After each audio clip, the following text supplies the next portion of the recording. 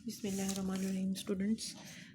Today our topic about chain indices index number.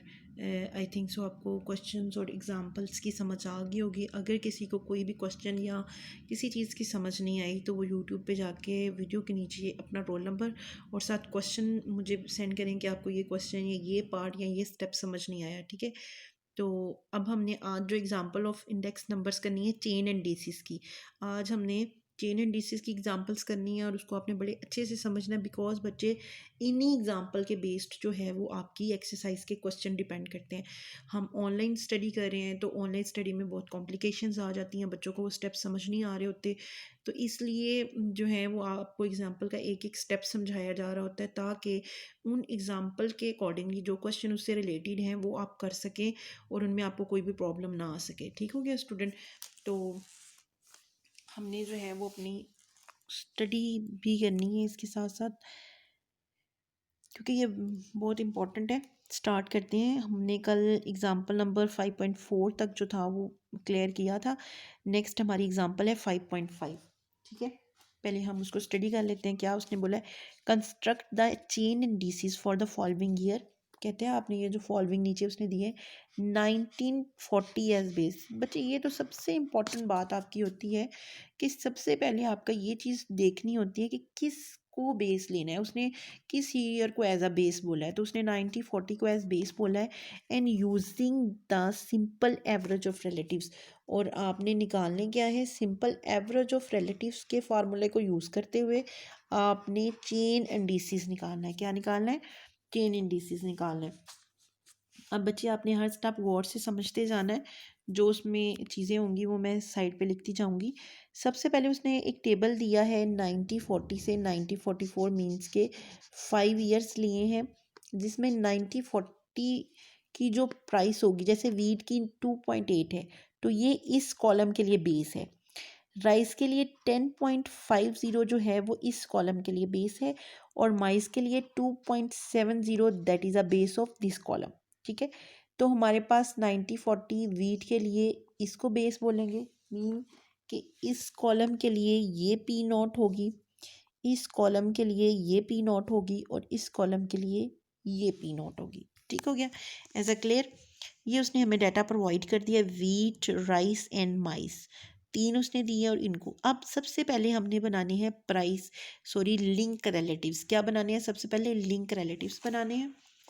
देखें जी, link relative, find the calculate the link relative for the formula. ये formula हमने पहले पढ़ा हुआ है, ठीक है। Pn-1/n price of commodity in the given और price of commodity of the preceding year, ये आपके लिए लिंक रिलेटिव का फार्मूला होता है, ठीक है। सो बच्चे आपने क्या करना है, आपने सबसे पहले जो है इसके लिंक रिलेटिव्स बनाने हैं। चेन इंडिसेस बनाने लगे हैं ना, वीट, राइस एंड माइस। तो फर्स्ट के लिए वही बेस होगी, तो इसका मतलब है 100 बिकॉज 2.8, ये 100 किस तरह से आया, फर्स्ट कॉलम में 100 कैसे आया, वैसे बनेगा 2.80 divided by 2.80 multiply by 100 that is a 100, ठीक है। ये 1 हो गया, और 1 मल्टीप्लाई बाई 100 तो 100%, ये वीट का बन गया। इसी तरह राइस का और माइस का। अब नेक्स्ट लिंक रिलेटिव कैसे बनेगा, इसके पीछे कौन सी वैल्यू है, 280, 340, नेक्स्ट बनेगा 3.40 divided by 280, 2.80 multiply by 100 that the 21, next 3.60 over 3.40 multiply by 100 that is 106। फिर उससे प्रोसीडिंग में ये चेन बनती जा रही, इस पे ये डिवाइड होगा, ये वाली चीज़ इस पे डिवाइड होगी, और 4.0 that is a divided of this one. तो ये रवीट का कॉलम। इसी तरह आपने राइस के ऊपर ये वाली चीज़ डिवाइड करनी है, 10.80 डिवाइडेड बाई 10.50, तो आपके पास 103। नेक्स्ट आपके पास अगर आपका राइस का कॉलम देखा जाए तो वो इस तरह बना होगा, और राइस का कॉलम सेम इसी तरह कैसे बना है, फर्स्ट तो बना 10.50 ओवर 10.50 मल्टीप्लाई बाई 100, तो वो आ गया जी आपके पास 100। नेक्स्ट राइस की वैल्यू कैसे बनी है, वो बनी है 10.80 over 10.50 multiply by 100। Next value आपकी बनेगी 10.60 डिवाइड बाई 10.80 मल्टीप्लाई बाई 100, उससे नेक्स्ट बना होगा लिंक रिलेटिव का कॉलम बना है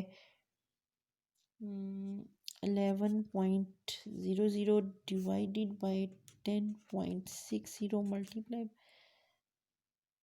हाँ जी, मल्टीप्लाई बाय 100। उसके बाद आपके पास बना है 11.50 ओवर 10, 11 मल्टीप्लाई बाय 100।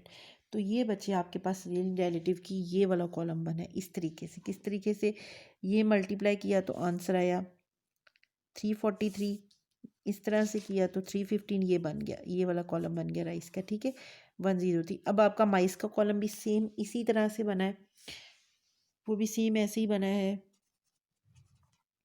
जैसे राइस का बना है कि फर्स्ट बना गया 2.70 डिवाइडेड बाई 2.70 मल्टीप्लाई बाई 100, और नेक्स्ट आपका ये वाली वैल्यू इस पे डिवाइड हो गई तो ये 119। ठीक है, फिर 150 डिवाइड होगा आपके पास 220 पे तो फिर 109, 380 डिवाइड होगा 3.50 पे, मल्टीप्लाई बाय 100 आपने ज़रूर करना है। ठीक है, ये परसेंटेजेस होती हैं लेकिन इसके साथ परसेंटेज का साइन नहीं होता।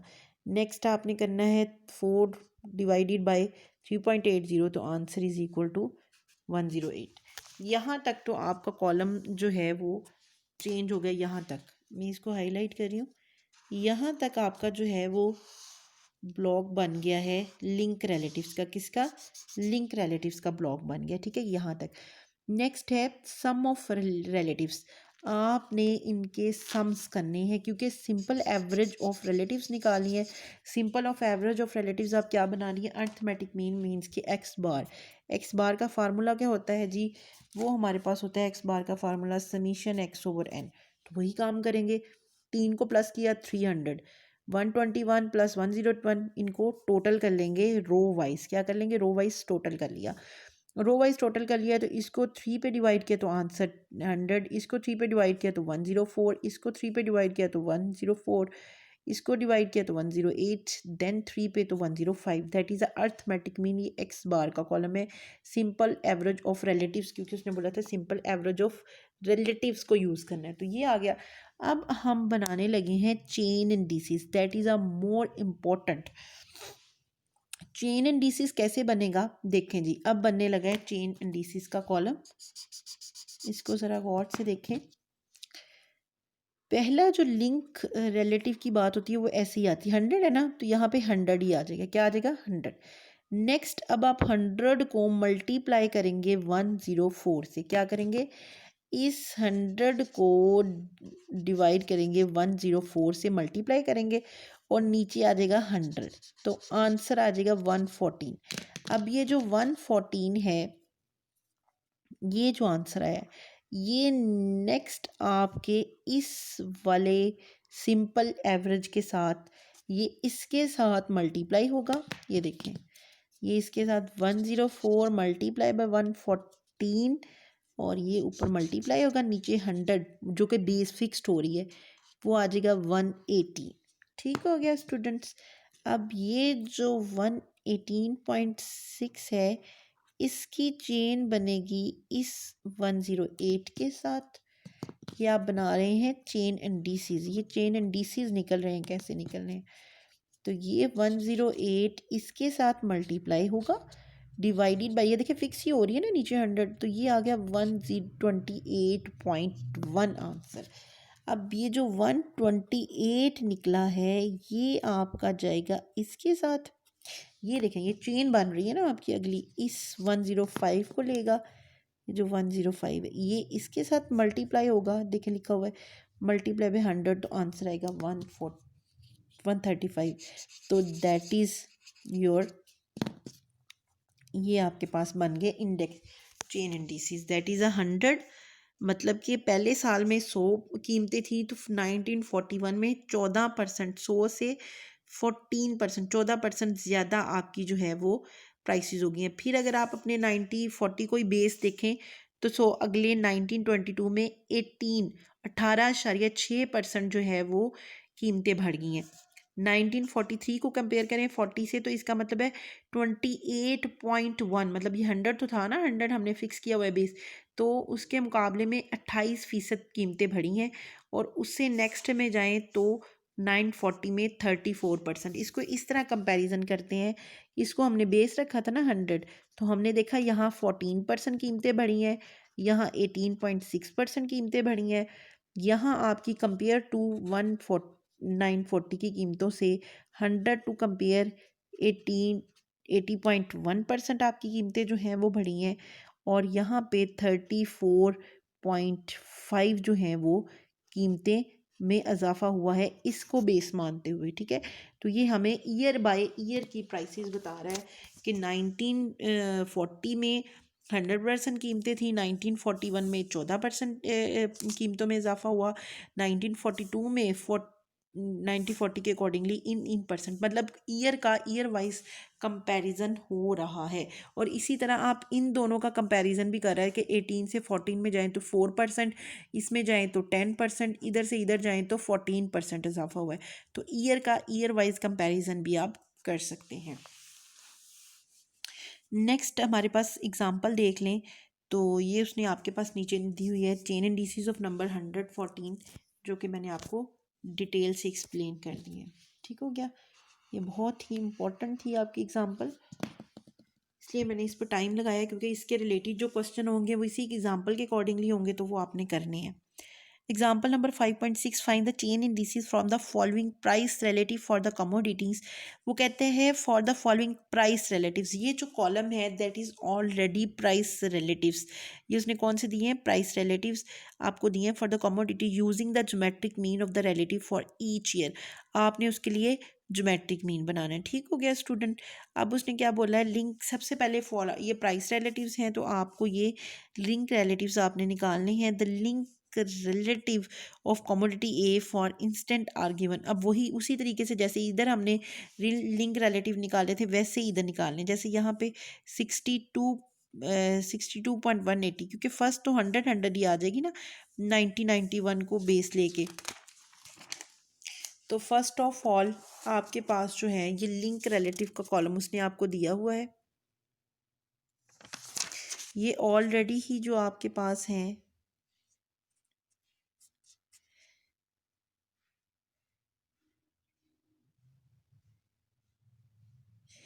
तो आपने लिंक रिलेटिव का जो कॉलम है वो आपने बना लेना है इसी तरीके से जिस तरीके से ये हुआ है। अब हमने ज्योमेट्रिक मीन ऑफ रिलेटिव्स, तो बच्चे आपने क्या करना है, ये जो वैल्यू दी है 81, इसका यहाँ लॉग ले लिया, 77 का लॉग यहाँ पे ले लिया, 18 का लॉग यहाँ पे ले लिया, इसका ये इसी तरह इसके भी लॉग, ये एंड लॉग ले लेने हैं आपने, इनके रो के उनके नीचे ही लॉग्स ले लिए। ठीक है, ये उसने आपको सॉरी ये लॉग उसने लॉग ऑफ 80 निकाला है, लॉग 77, लॉग 88, क्योंकि ये उसने ऑलरेडी ही लिंक रिलेटिव का, बच्चे ये जो उसने आपको कॉलम दिया था ये ऑलरेडी ही लिंक रिलेटिव का कॉलम था आपके पास, उनका वो ज्योमेट्रिक मीन निकालने लगा है।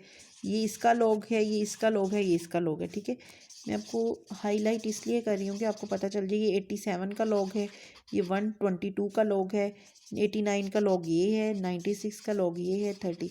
अब ये जो इन सारी वैल्यूज़ हैं ये सारा प्लस करके यहाँ आ गया समीशन, इस रो का सम ये किया, इस रो का सम ये किया, इसका सम ये, तो ये टोटल कर लिए।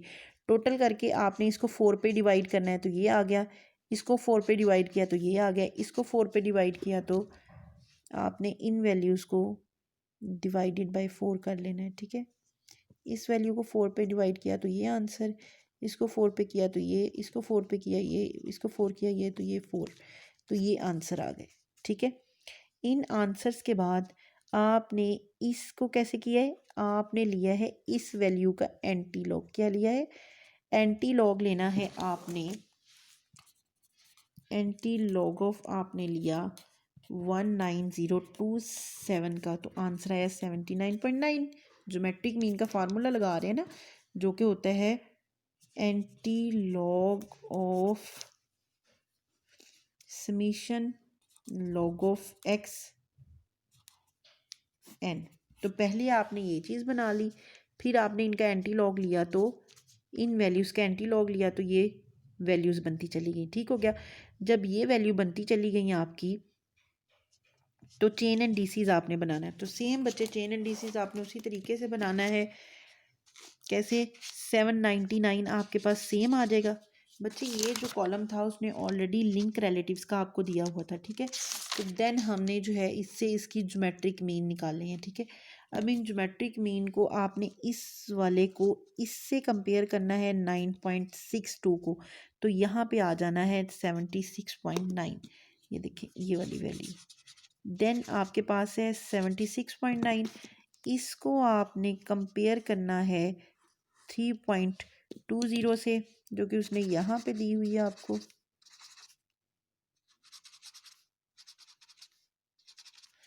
तो उसको आपने कंपेयर किया इसके साथ, तो आंसर आ गया 110.1। अब ये मल्टीप्लाई होगी इसके साथ 10.60 के साथ, तो उसका आंसर आएगा 10 इन दोनों को मल्टीप्लाई किया, 100 पे डिवाइड किया, तो चेन इंडिसेस ये बन गया। अब इसको इसके साथ मल्टीप्लाई किया और डिवाइड 100 किया, तो आंसर आ गया ये। तो hence the chain indices of geometric mean are, geometric mean के अकॉर्डिंगली चेन इंडिसेस आपके पास ये आ गए हैं। ठीक हो गया स्टूडेंट।